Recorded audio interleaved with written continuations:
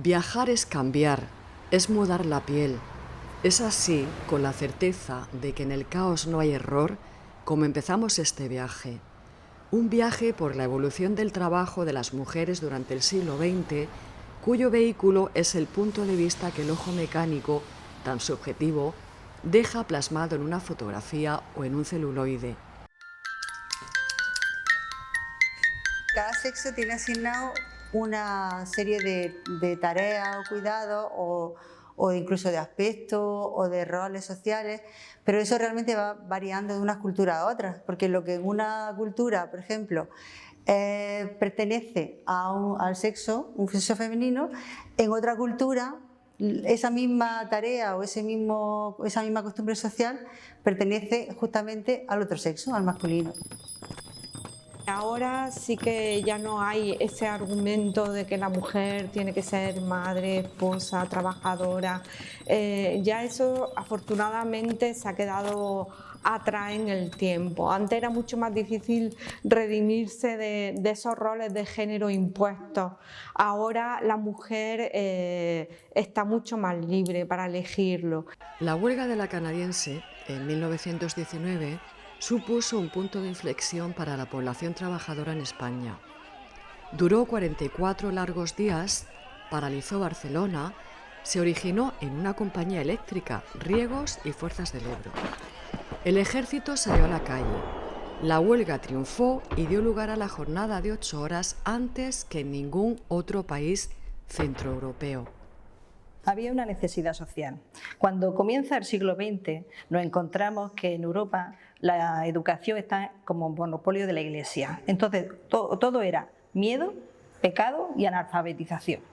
Con lo cual, llega el movimiento europeo, donde buscan la cultura y, sobre todo, el fomento de las profesiones. Eso hizo un revulsivo en España, sobre todo en las mujeres, lideradas principalmente por María del Ángel López Ayala, que llegó a tener la primera manifestación de mujeres en las calles, en Barcelona. Dio lugar a que se reformara el Código Civil, a que se promocionaran leyes para la educación, que se pusiera en valor la función social de la mujer y, sobre todo, para que las mujeres pudieran tener acceso a las profesiones liberales, que hasta ese momento estaban muy limitadas. Estas palabras no significan en modo alguno un juicio personal. Yo recojo en este momento el sentimiento y el pensamiento de todas las mujeres españolas. Cuando se debate en el Congreso esto del voto, hay dos parlamentarias que se enfrentan entre ellas. Una es Campoamor y otra es quién. Para Campoamor era urgentísimo que la mujer votara. Y quién, que era de otro partido, decía, vamos a esperar. Señores diputados, he pronunciado mis últimas palabras en este debate. Perdonadme si os molesté. Considero que es mi convicción la que habla, que ante un ideal lo defendería hasta la muerte, que pondría, como dije ayer, la cabeza y el corazón en el platillo de la balanza. De igual modo Breno colocó su espada para que se inclinara a favor del voto de la mujer. En ese momento las mujeres tenían plenitud de derecho para ejercer su profesión, para estudiar, para decidir la educación de su hijo, contratar, recibir herencia.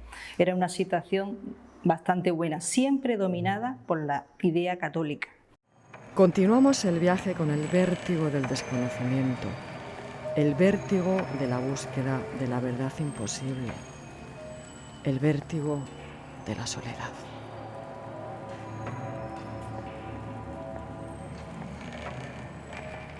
El Foro del Trabajo, en 1938, prohíbe el trabajo nocturno de mujeres y niños. Exime de trabajar fuera del hogar a la mujer casada. Prohíbe el trabajo de la mujer en diversas circunstancias, disminuyendo sus posibilidades retributivas, provocando así la dependencia respecto al marido o al padre. Distingue la educación entre hombre y mujer, ocasionando desigualdad de oportunidades. Encamina a la mujer a la maternidad y consagra la institución del matrimonio cristiano. Me han tenido una hora de más. Y no solo no me la pagan, sino que no me lo agradecen. Ponme la cena. Dice Wikipedia, la prostitución era tolerada por la Iglesia Católica durante partes del periodo franquista, ya que era vista como una manera de proporcionar armonía matrimonial mediante la dación a los hombres de una válvula de desahogo.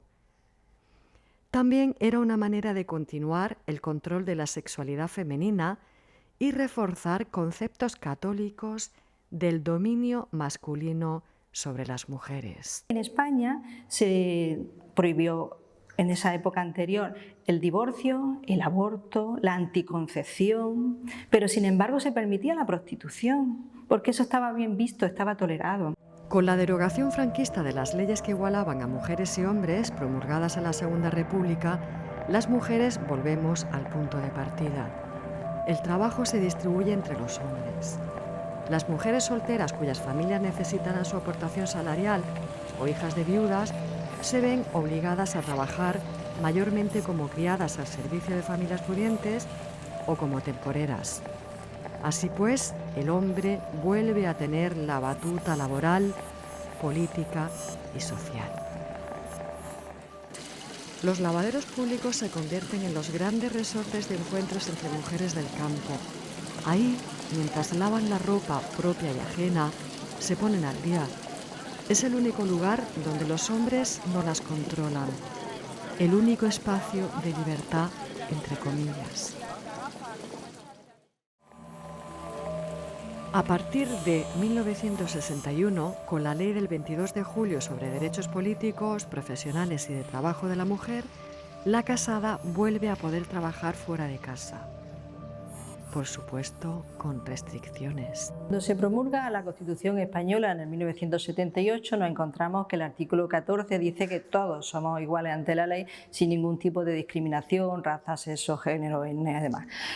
Al decir todos, hay reivindicaciones de mujeres que dicen que ahí no estamos incluidas.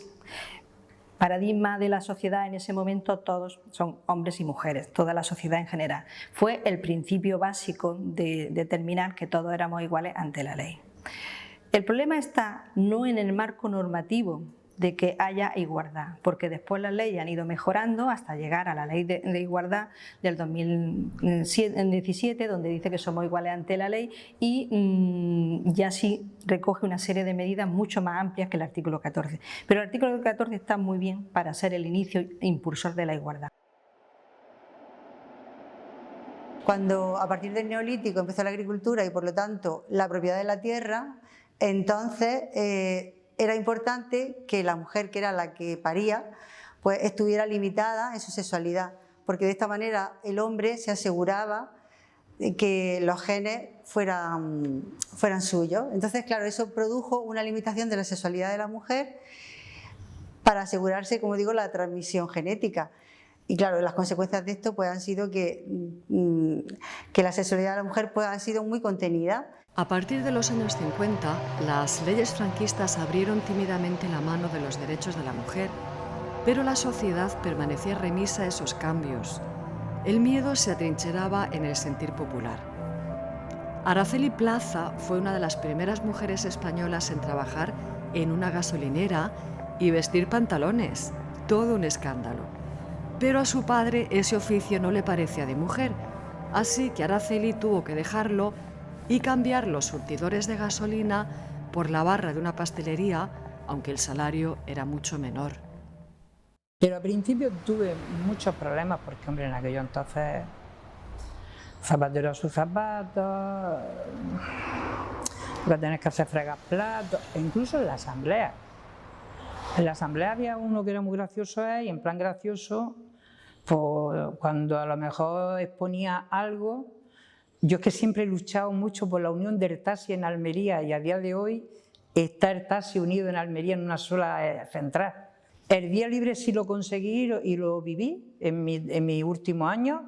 La unión del taxi, no, la unión del taxi, yo ya me había jubilado cuando ya se unió el taxi. Acabamos el viaje por la evolución del trabajo de las españolas durante el siglo XX. Hemos visto algunos bocados de realidad. Aún queda mucho por morder, incluso por roer, a pesar de estar en el siglo XXI. La historia, pendular, hace y deshace leyes.